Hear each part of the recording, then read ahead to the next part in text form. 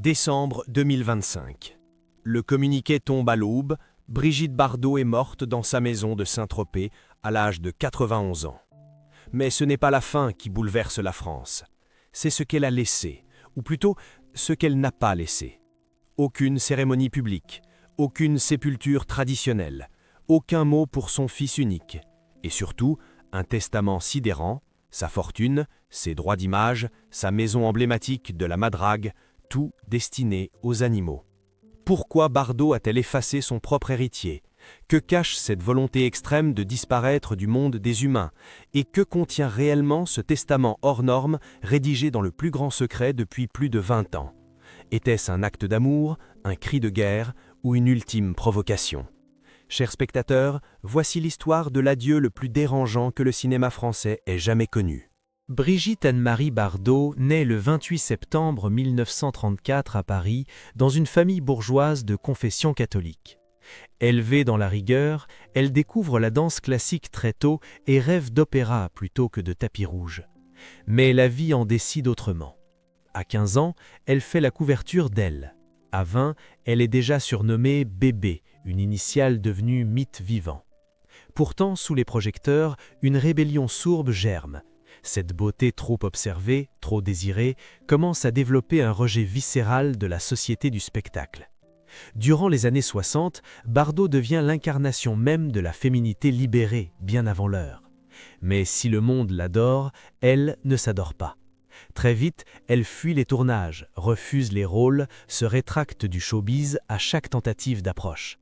Dès 1973, à l'âge de 39 ans, elle arrête sa carrière au sommet de sa gloire, une décision radicale qui signe le début d'une vie parallèle, loin des flashs, proche de la nature et surtout des animaux.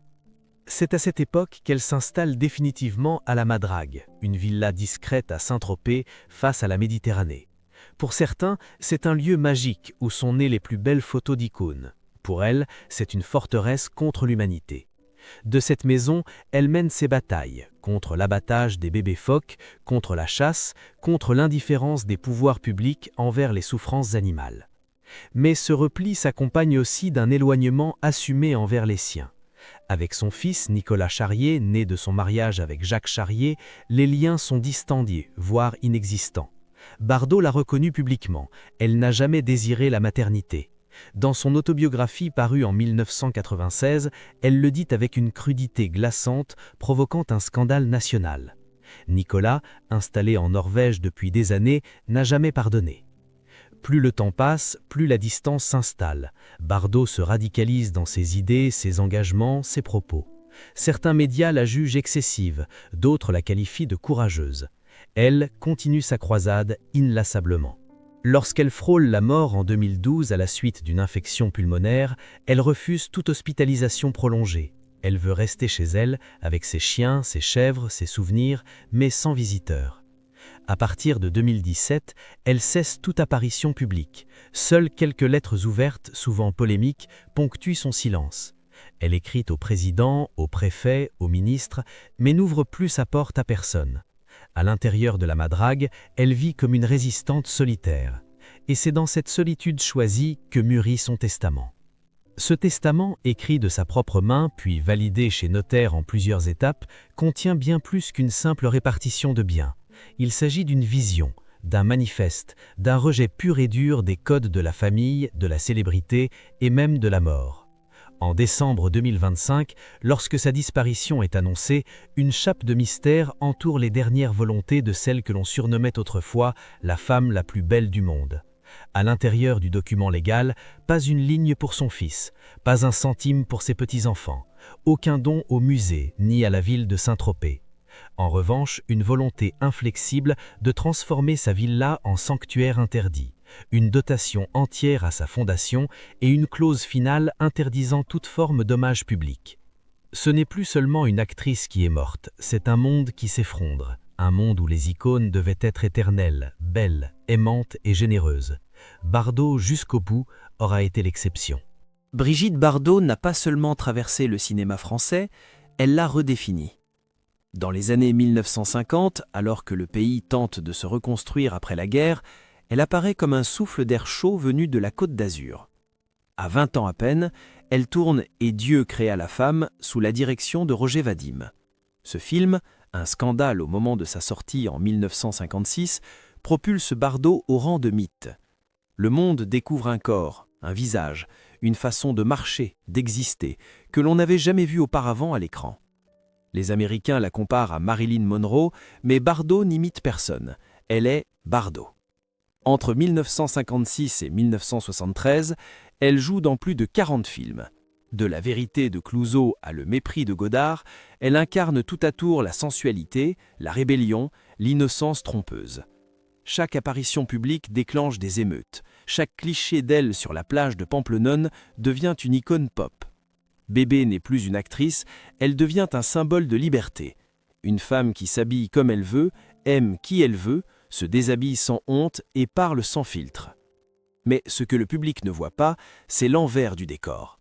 Derrière les sourires, les robes légères et les séances photos, Bardot vit sous pression constante. Elle est scrutée, traquée, marchandisée. Les paparazzi campent devant la madrague, la harcèlent en vacances, suivent chacun de ses amants. Mariée 4 fois, notamment à Roger Vadim et Günther Sachs, elle n'a jamais connu la paix conjugale. Les histoires d'amour s'enchaînent, souvent passionnées, toujours douloureuses. Sa relation avec le photographe Sacha Distel, son idylle avec Sami Frey, son mariage éclair avec Bernard Dormal, autant de chapitres sentimentaux que la presse people dévore, sans jamais en comprendre la solitude sous-jacente. Bardot devient une marchandise. Et peu à peu, elle commence à rejeter ce qu'on attend d'elle. Dans les années 60, alors qu'elle est au sommet de sa gloire, elle souffre de crises d'angoisse sévères, de dépression, et tente même de se suicider. Mais aucune de ces failles n'est racontée à l'époque. L'image de Bébé doit rester parfaite. Le public, avide d'évasion, refuse la complexité. Elle, au contraire, ne supporte plus l'hypocrisie. « Je n'appartiens à personne, je n'appartiens qu'à moi-même », déclare-t-elle en 1969 dans une interview devenue célèbre. Et c'est justement à partir de cette déclaration que Bardot bascule. Elle commence à faire de la cause animale une priorité.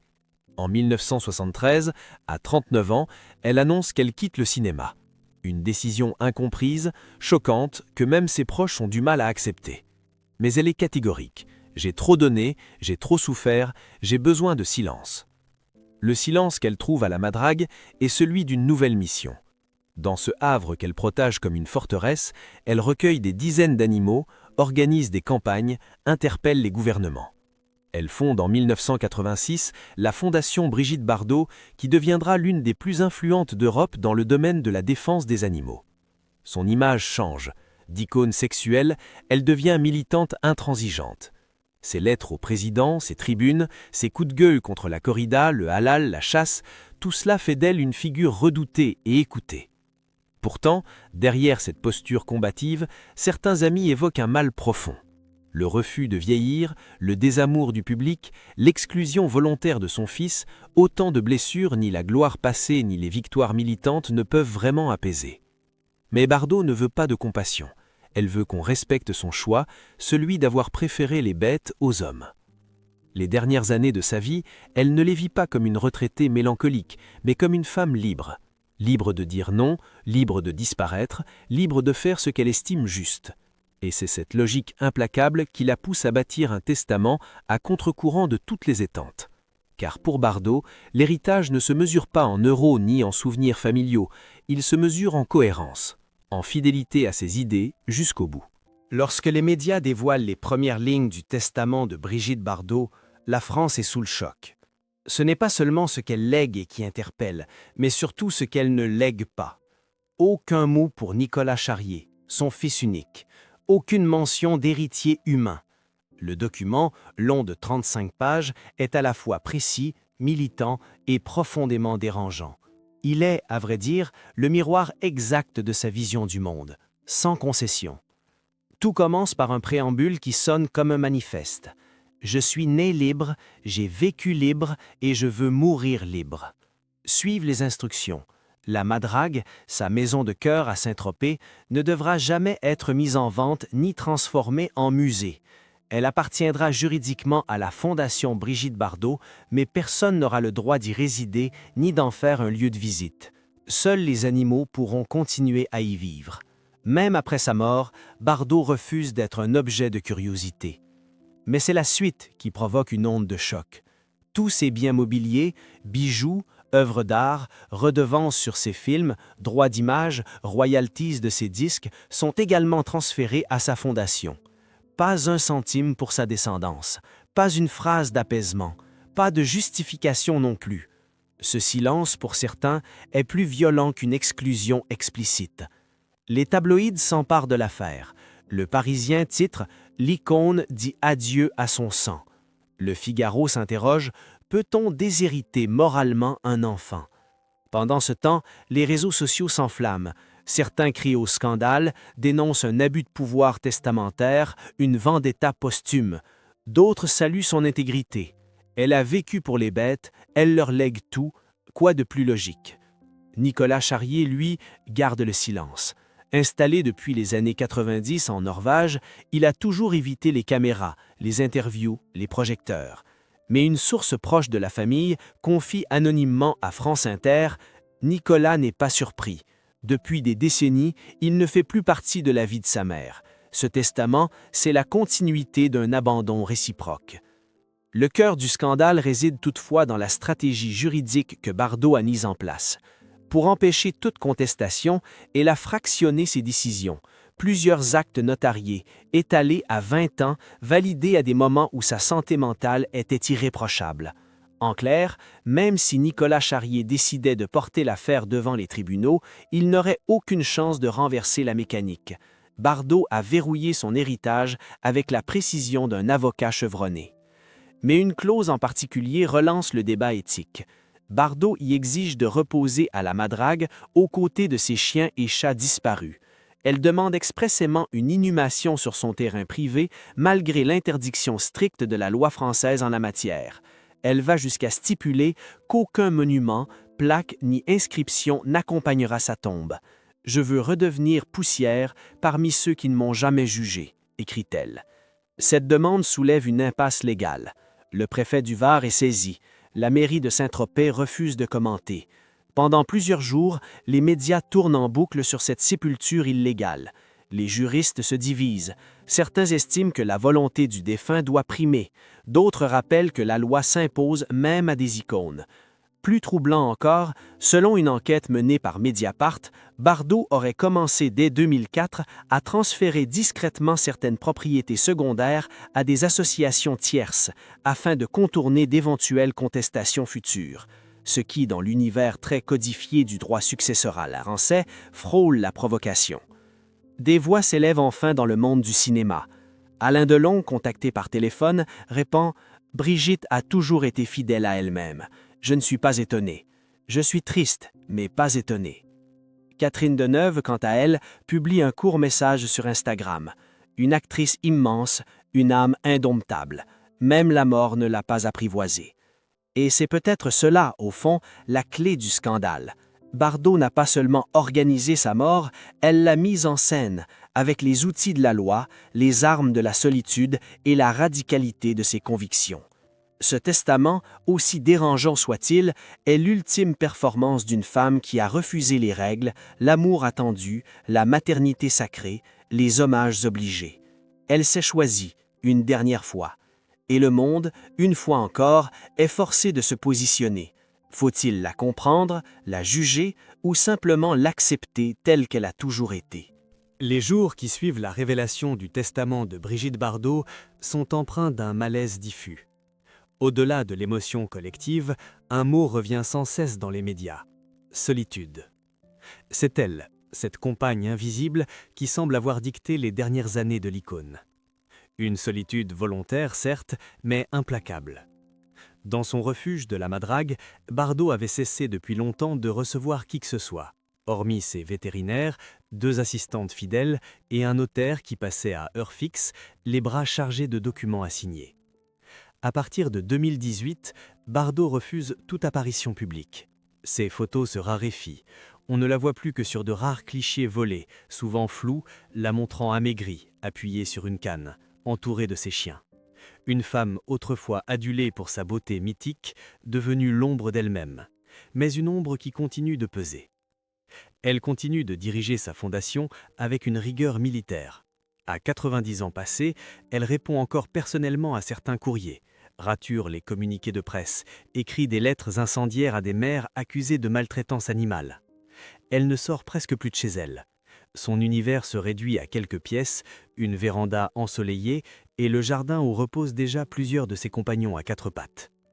La rupture avec son fils n'a jamais été réparée. En privé, elle n'en parle jamais. À ses proches, elle leur est confiée « Je n'ai pas besoin de pardon. J'ai fait ce que je pouvais et ce que je croyais juste. » Une phrase que certains interprètent comme une justification, d'autres comme une fuite. Nicolas Charrier, de son côté, reste silencieux. Aucune déclaration officielle, pas de déplacement à Saint-Tropez, pas même un message de condoléances publiques. L'indifférence comme héritage. La tragédie n'est pas seulement familiale, elle est existentielle. Bardot, en se détachant du monde, a aussi renoncé à l'apaisement. Là où certaines stars vieillissent dans la douceur, elle a choisi la confrontation. Confrontation avec l'État, avec ses détracteurs, avec sa propre légende. Elle n'a jamais accepté d'être récupérée. Elle a refusé toutes les propositions de films, de biographies, de statuts, de commémorations.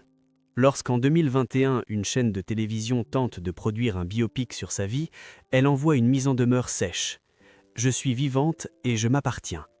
Cette phrase résume toute sa posture. Même en vieillissant, même en souffrant, elle n'a jamais cédé sur sa liberté. Une liberté parfois perçue comme violence, une violence parfois interprétée comme folie, mais toujours assumée. Le plus bouleversant reste sa vision de la mort. Dans un enregistrement audio retrouvé après sa disparition, destiné à ses proches collaborateurs, elle dit « Surtout, ne laissez personne me transformer en souvenir. Pas de messe, pas de fleurs, pas de discours. La mort n'est pas un spectacle. » Ces mots prononcés d'une voix cassée résonnent comme une claque à l'industrie médiatique, une gifle au monde du divertissement qu'elle n'a jamais vraiment pardonné. Son dernier geste, celui de vouloir être enterré sur sa propriété, aux côtés de ses animaux, est peut-être l'acte le plus symbolique de toute sa vie. Un acte interdit, qui fera l'objet de débats juridiques sans fin. Mais un acte de foi. Elle voulait mourir là où elle avait vécu, entre les cyprès, le chant des grillons et les présences silencieuses de ceux qui, à ses yeux, valaient plus que les humains. Tragique ? Oui, car il y a dans cette fin une douleur que même la plus grande liberté ne parvient pas à effacer, une sorte de désespoir tranquille, une conviction que le monde n'est plus digne de confiance, une foi perdue dans les relations humaines, dans la tendresse, dans la transmission. Et pourtant, Brigitte Bardot ne s'est jamais présentée en victime. Elle n'a jamais demandé l'amour. Elle a toujours préféré choquer plutôt qu'attendrir, choisir plutôt que subir, disparaître plutôt que revenir. C'est peut-être là que réside la vraie tragédie, dans cette vie sans concession, vécue jusqu'au bout comme un cri. La France se réveille orpheline d'un mythe. Mais ce deuil, si particulier, n'a ni tombe, ni messe, ni fleurs. La disparition de Brigitte Bardot n'ouvre pas la voie à une mémoire apaisée. Elle soulève au contraire des tensions, des questions, des malaises que nul hommage national ne pourra effacer. Car l'actrice n'a jamais voulu être pleurée. Elle a voulu être oubliée, du moins par les hommes. Dans ses dernières volontés, elle écrivait « Je ne veux pas qu'on me célèbre, je veux qu'on continue à se battre ». Un message clair adressé aux défenseurs de la cause animale, mais aussi une gifle à tous ceux qui attendaient une fin douce, réconciliée, souriante. Il n'y aura pas de miracle Bardot. Pas de retour à l'unité familiale, pas de geste tendre envers ceux qu'elle avait mis à distance. Jusqu'au dernier souffle, elle aura tracé une ligne entre elle et le reste du monde.